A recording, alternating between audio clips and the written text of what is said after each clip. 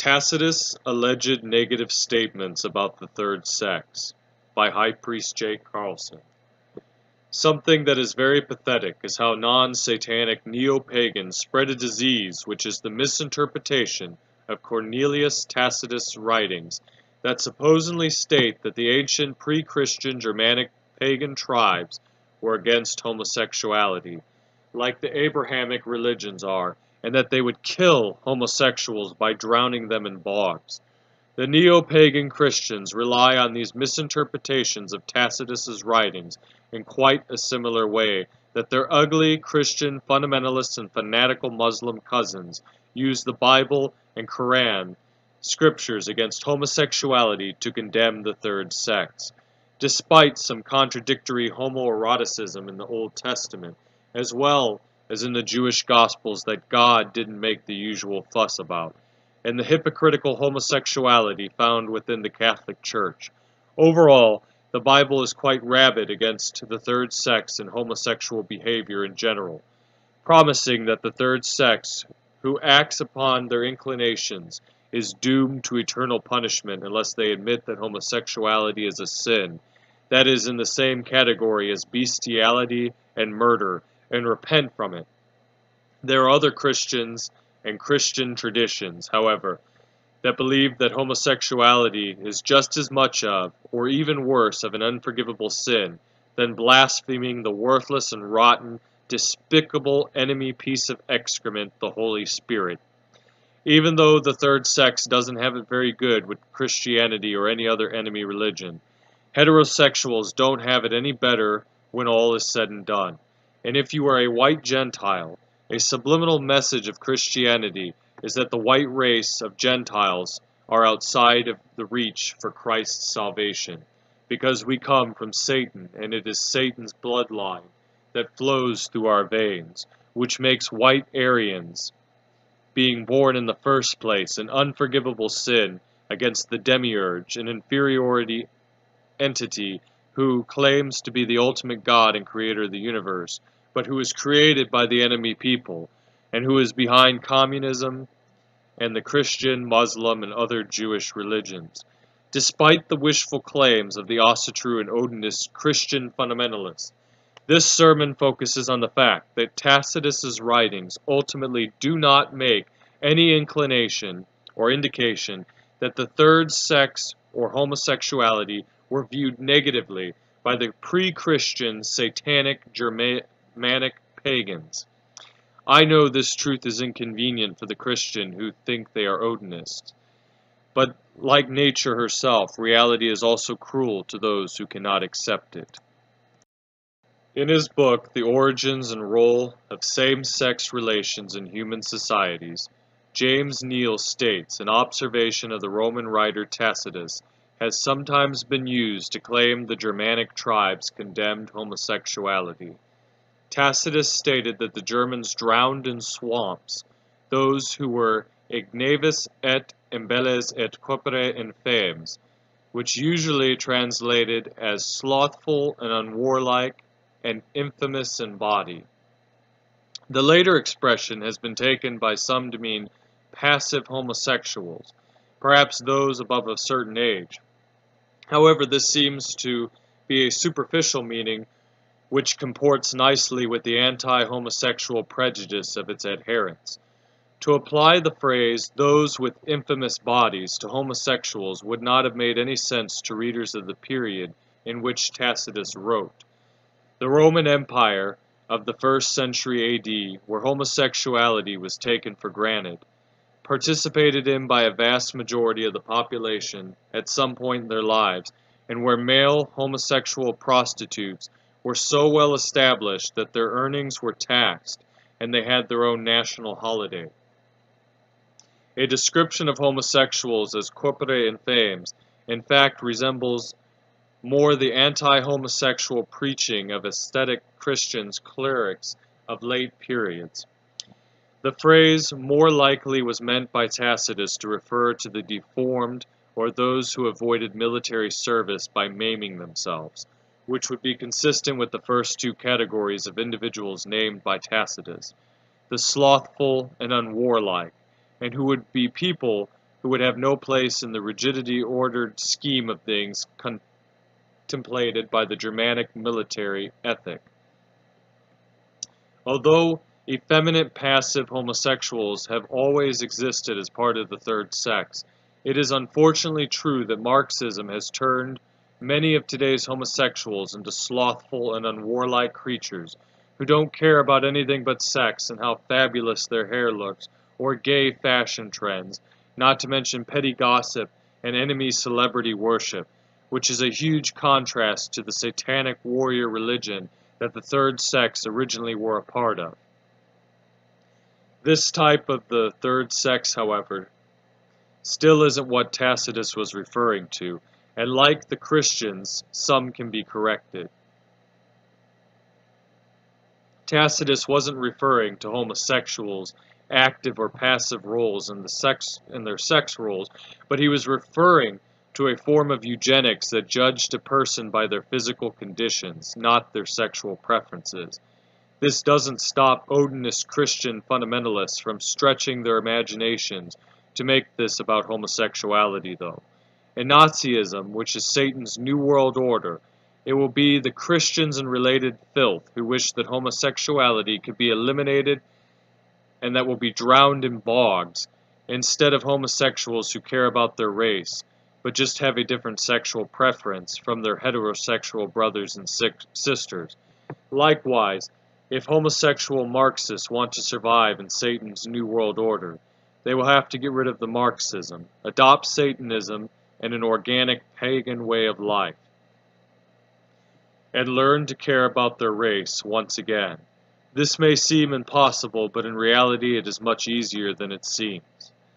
Neil continues, the Germanic tribes who inundated Western Europe in the 5th and 6th centuries brought with them attitudes and social customs that appear to have been little different from those of the Celts or Romans in the area of sex and homosexual relations. Like other peoples of the ancient world, the Germanic tribes were known for their homosexual customs, which were documented in accounts of Roman writers.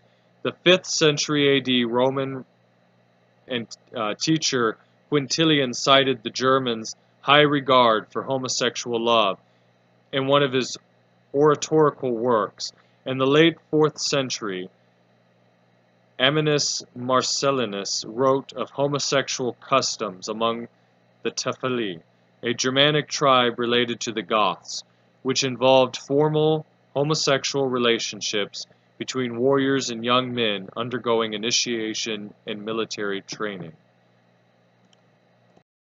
Among early Scandinavian warriors, sexual relationships between warrior peers, called blood brothers, were formalized with a blood brothers ritual, and that such blood brother relationships were a significant enough element of early Norse society that they were enshrined in one of the sagas.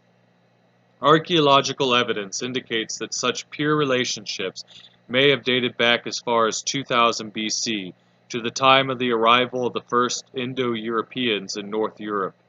In view of this evidence, it would be hard to argue, as some have, that the Germanic peoples were unaware of male homosexuality, were opposed to it, or indeed had any native reservations about it at all when practiced within social norms.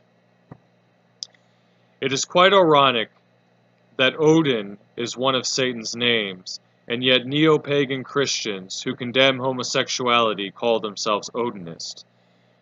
Even when Odin himself engages in allegedly shameful homosexual practices on his own time, as he is shamelessly bisexual without apology.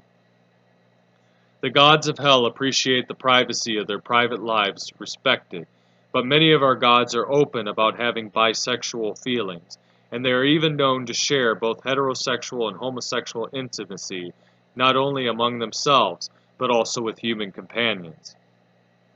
This breaks the hearts of the Christo-pagans who would disagree that our gods were only heterosexual. As we can see, Tacitus was not referring to the Germanic tribes having any reservations against homosexuality at all, but that the ancient Germans practiced eugenics in the survival of the best and the brightest. However, it is unfortunate that the Edda texts have been edited and altered by Christian monks, and these Christians made Germanic paganism around the time of the Edda texts appear to have Christian reservations against homosexuality, although the agricultural gods and goddesses of the Vanir, such as Frey and Freya, appeared more accepting of homosexuality than the warrior gods and goddesses of the Aesir, such as Odin and Thor. Regardless, despite Christian interpolations, reality still maintains that there is no such thing as a pagan god or goddess who is against heterosexuality or homosexuality, because nature dictates that as long as heterosexuality exists, homosexuality will also exist freely beside heterosexuality in the Fourth Reich and the eternal kingdom of Adolf Hitler, the Antichrist. As for the people who cannot accept the existence of non-heterosexual preferences, there is something to keep in mind. There have been tests that have been performed on men who are supposedly heterosexual. Half of the test subjects were men who claimed to be against homosexuality, while the other half of the test subjects claimed not to be in any way threatened or bothered by homosexuality. The test results were that the more the men were against homosexuality, the more they responded sexually to homosexual pornography, while on the other hand, the men who were not in any way against homosexuality had very little, if any, sexual response to the homosexual pornography that was presented. This particular test I am speaking of says a lot when it comes to people who are against homosexuality, regardless of what their reasons are. Besides Christian values for being against it, they oftentimes respond sexually to homoeroticism, but it is one of their greatest kept secrets. This experiment on heterosexual disapproval of homosexuality has exposed these allegedly heterosexual men for their deeper, unspoken fantasies, while revealing that people who are not against homosexuality are usually more comfortable and at home, so to speak, with their sexual preferences. Regarding the negative references to homosexuality that are found in the Eddas, author James J. O'Maria cites a pagan author. Prohibitions against same-sex relations, hence the fear of homosexuality, comes from an alien desert religion. Many traditions had a very different attitude towards same-sex relations prior to their infection by Christianity. Japanese Buddhism had a strong homoerotic element, as did the samurai. It was only Christian missionaries that did away with such traditions. Sadly, many of the Eddic references to same-sex relations are negative, but that is to be expected considering they have come down through the hands of Christian scribes. The alien desert religion mentioned in O'Maria's citation is the racial religion of the enemy people. It is unfortunate that many Odinists have Christian, Muslim, and Jewish Torah values when it comes to homosexuality. But it is the enemy people who are the root of these problems, and it is the enemy who are to be held accountable the most of all. While the Gentiles, both heterosexual and third sex, are to undergo satanic re-education, the Jewish people get Jewish psychology and the Jewish propaganda machines aimed at communizing homosexuality and promoting a childless society that will use non-procreative sexuality as a biological dead end for the white Aryans race. It is not homosexuality that is to be blamed, but the Jews who are using the society that condemns Aryan reproduction as a means to the end of our race that are to be held accountable. Through the enemy psychology, the media, entertainment, propaganda, and so on, the Jews subtly work to create a society that doesn't value white Aryan reproduction. The family unit, or the responsibilities of being part of the family, because of the Judeo-Marxist brainwashing that teaches that traditional, namely pagan family responsibilities are too old-fashioned, restrictive, and repressive, thus spreading the lie that the Marxism is a liberating alternative to family life. This is genocide against the white Aryan race, just like the enemy exploitation of white humanity's deadly weakness. The emotion of compassion for others is used and manipulated by the enemy in order to enforce race mixing and the intermarrying with alien races. But no race mixing for the Jews, though. When today's homosexuals, who have been brainwashed with Marxism, think of family, they usually feel as if they are being pressured to start and raise a family, heterosexually against their will, in the closet, and against their natural abilities. That is not how it works.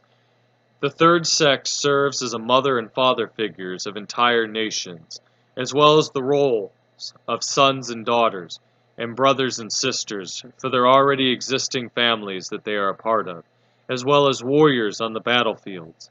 Not every man was meant to be a biological father, and not every woman were meant for biological motherhood. It is important.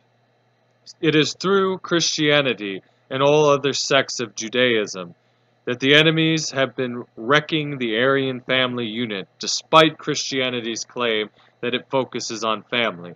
Wrong. Christianity destroys the family. Homosexuality does not. Luke 14:26. If any man come to me and hate not his father and mother, and wife and children, and brethren and sisters, yea, and his own life also, he cannot be my disciple, by the words of Jesus Christ. Due to the dysfunctional families that the Jews have worked profusely to create, I realize that just getting over differences, disagreements, and hatred towards family members isn't something that is practical overnight, right away, or even in this lifetime, but it is something to strive for in the generations to come. In the generations to come, there will be satanic families, and Satanism will be the religion that blossoms, blooms, and takes root, so that once the Antichrist, Adolf Hitler, returns, Satanism will be the religion of planet Earth. I don't think most people realize just how important the family unit is to Satan. Contrary to Christian imbeciles like James Dobson and his focus on the family, the Jewish teachings of the fictitious Nazarene character teach to despise the family, heterosexual marriage, and the birthing and raising of children due to the doctrine of being born in a world of sin. The Jewish diseases of Christianity and Islam are going to be completely destroyed, and then the satanic pagan family life can once again exist in the generations to come. I'm not saying that everything will always be utopian perfect, as human nature permits tension to exist every here and there, but in the generations after the death of Christianity, Islam, and communism, and the removal of the enemy people and their race-mixing programs from this planet, the family will be able to exist naturally once again. In contrast to the pro-family intentions of Satan, and the Christian Messiah makes his intentions quite clear in regards to the family unit. Matthew 10:34-36. Think not that I am come to send peace on earth. I came not to send peace, but a sword. For I am come to set a man at variance against his father, and the daughter against her mother, and the daughter-in-law against her mother-in-law. And a man's foes shall be they of his own household. Again, Jesus Christ. While it is time for parents to stop treating their third-sex children as if they are less than their heterosexual brothers and sisters, it is also time for the third sex to leave the gay ghettos and the multicultural, anti-white cultural Marxist lifestyle and return home to their families, leaving the enemy-designated communities of the so-called gay life that was invented to destroy the lives of third-sex people through drugs, disease, and communist brainwashing, all in the name of gay liberation. The enemy-invented double standards are beyond ridiculous.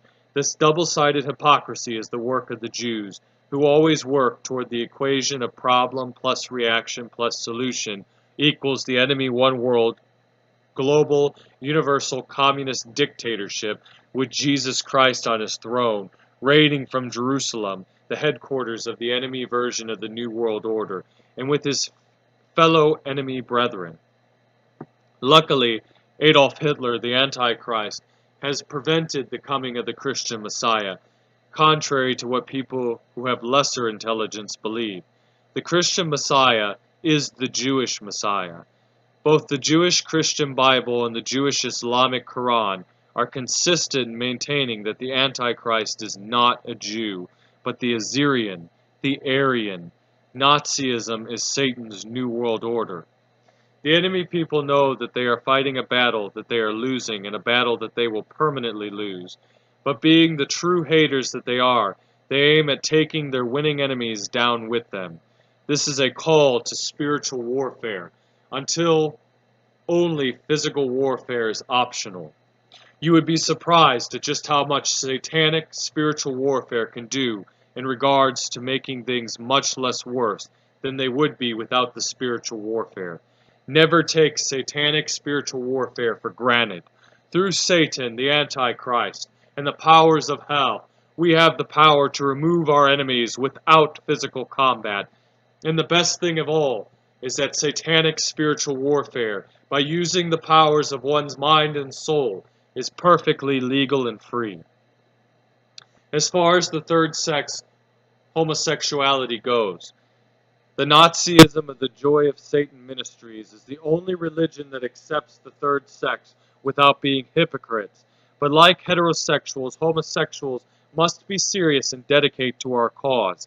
Christianity and related enemy religions still offer the death penalty for homosexuality in certain places of the world, and yet the inner doctrines of their faith are homoerotic to some degree. That is the height of hypocrisy. Satanism just lets homosexuality exist without making any kind of a fuss about it. Homoeroticism for homosexuals, heteroeroticism for heterosexuals, we just let it be. It is the Nazism of the Joy of Satan that will be taking the lead because we have the Antichrist leader of the Third and Fourth Reichs on our side, calling the shots for our every ultimate move and decision. Every other legitimate form of Nazism will be following our lead when the time is right. The biggest difference between our Nazism and the Nazism of non-Joy of Satan organizations and individuals is we do what Satan and the Antichrist give direct orders to do.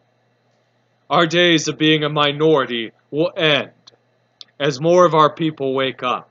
Satanic Nazism will end up being the only Nazism. This is the will of Adolf Hitler.